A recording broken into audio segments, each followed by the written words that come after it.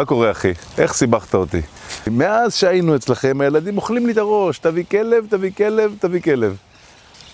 אבל אמרתי לך, אנחנו נוסעים לשנה, וגם חמותי אלרגית. לא שאכפת לי שהיא תבוא פחות, כן? מה? לא שמעתי על זה בחיים.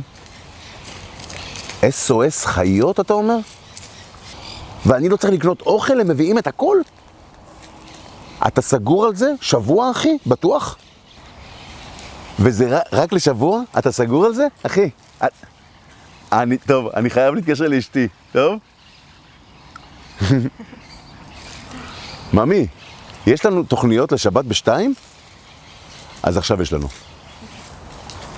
כדי שהם יוכלו להמשיך ולהציל חיים, דורשות לעמותת SOS חיות עוד ועוד משפחות אומנה. אני מזמין אתכם בכל יום שבת בשתיים להקליט בווייז SOS חיות הרצליה ולבוא לקחת כלב או חתול לאומנה לשבוע. האוכל והציוד עליהם, האהבה עליכם. בואו, זה מציל חיים.